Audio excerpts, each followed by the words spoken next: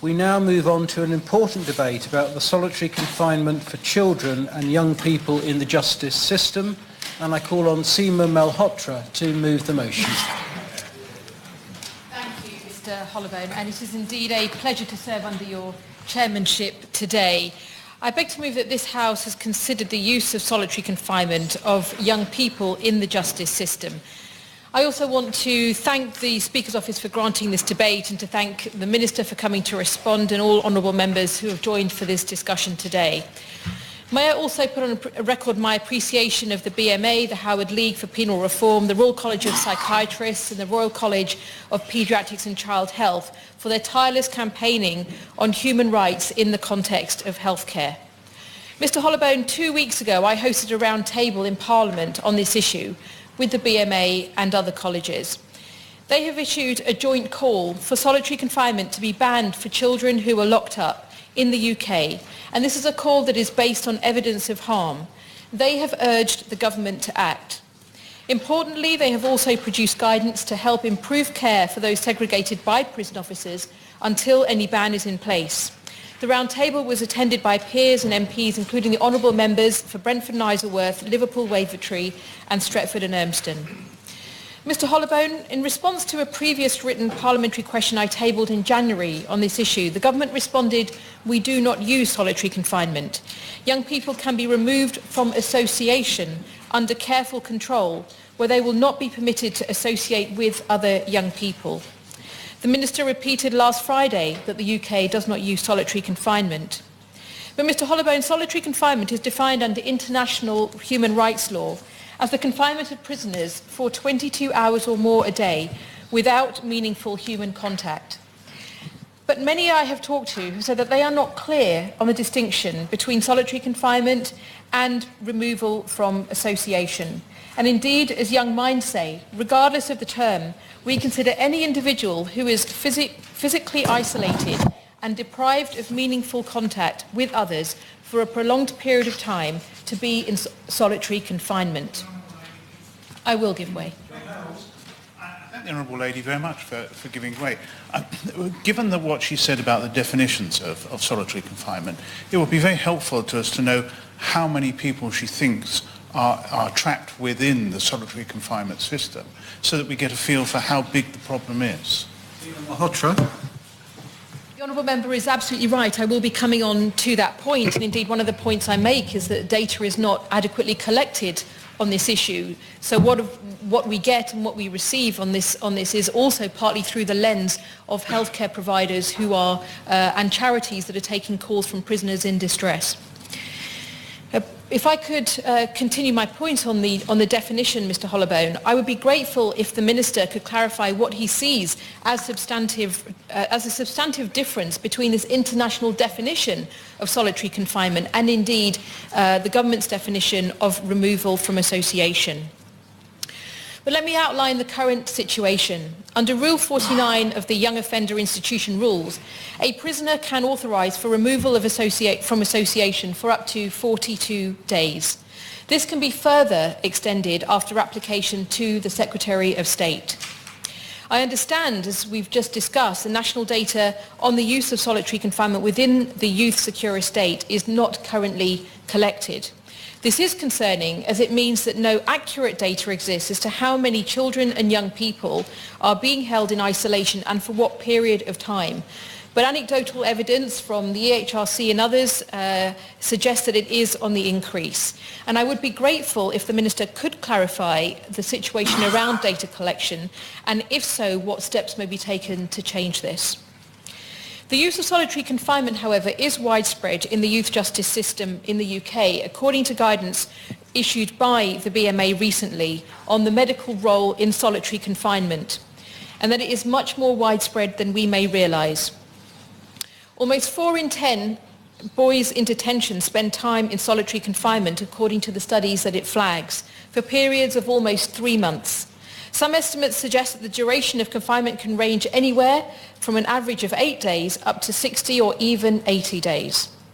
Children and young people are also being increasingly kept in conditions of solitary confinement, in cells or rooms for up to 22 hours a day, amid reports of staff shortages and increased violence. There is also evidence referred to by the Children's Commissioner that certain groups may be more likely to experience isolation. Black and... On that point, I will. I thank my honourable friend, and will my honourable friend agree with me that all the scientific and medical evidence points to the profound negative impact onto the child, such as paranoia, depression and anxiety, rather than actually creating a constructive pathway to rehabilitation and reintegration into society? My honourable friend makes an incredibly important point, and I think goes to the heart of this debate, which is about the potential of increased harm from the use of solitary confinement in the justice system, and the impact it can have, not just during a period of stay in the justice of detention in the justice system, but also for the impact more longer term on a young person's life. And coming back to this point about certain groups being more likely to experience isolation, black and mixed heritage children 3 times as likely to experience isolation, children with recorded disability 2/3 more likely to experience isolation, looked after children are almost 2/3 more likely to experience isolation, and children assessed as a suicide risk are nearly 50% more likely to experience isolation. So the problem we have, Mr. Hollowbone, is that this is a policy that is not without harm. There is indeed an unequivocal body of evidence on the negative health impacts of solitary confinement. As has been mentioned, those symptoms that have been observed include anxiety, depression, rage and aggression, cognitive disturbances, paranoia, and in the most extreme cases, hallucinations and psychosis.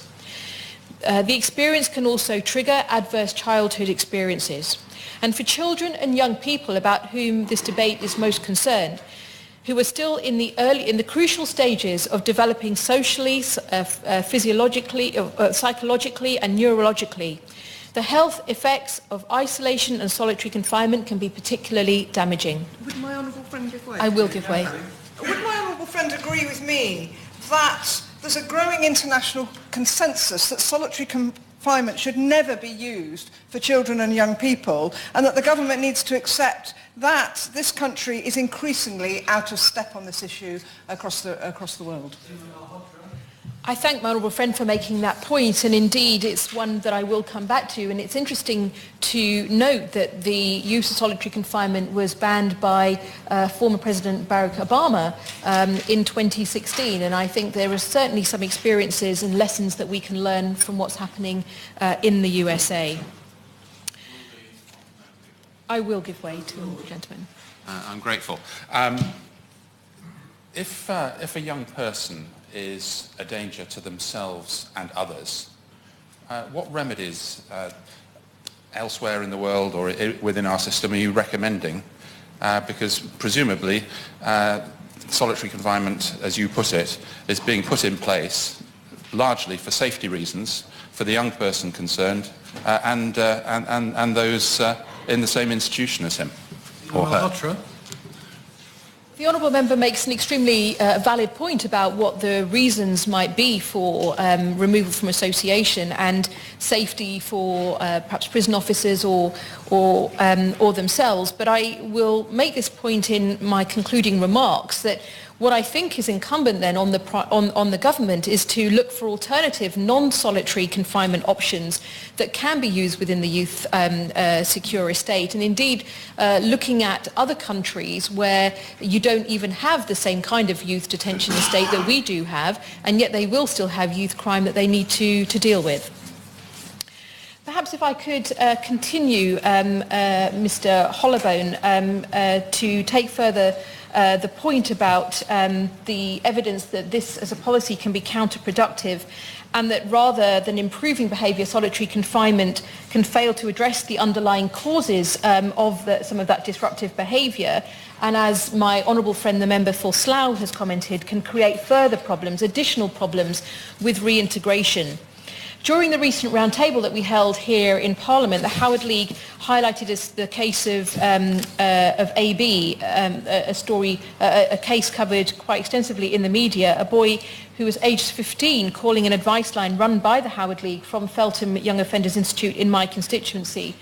The advisor who answered could tell that he was miserable and fed up. He had attention deficit hyperactive activity disorder and had been locked alone in a cell at Feltham Young Offenders Institute for 23 hours a day, weeks on end, allowed outside only to shower and to exercise.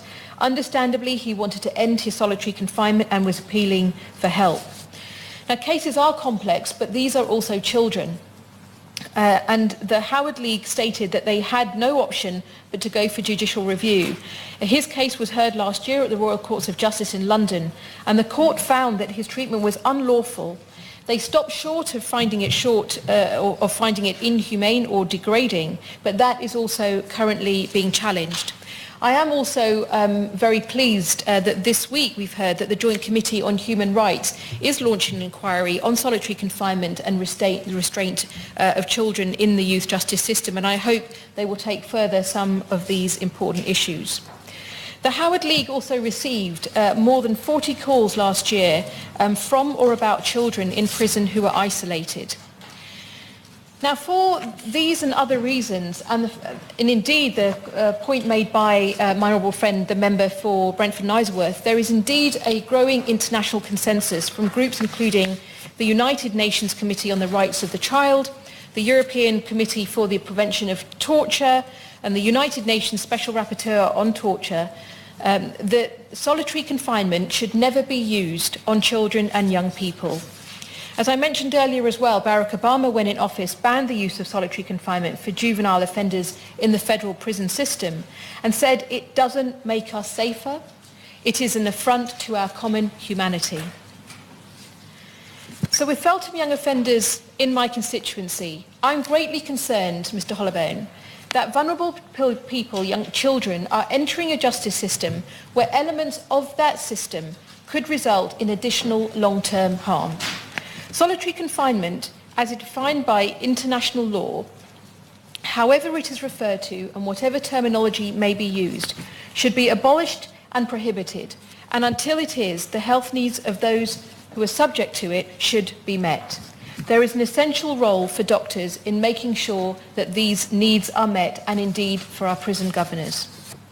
We should be clear, in my view, Mr. Holloway, that any mechanism which results in a child or young person being physically or socially isolated for prolonged periods of time in solitary confinement should have no place in a humane justice system.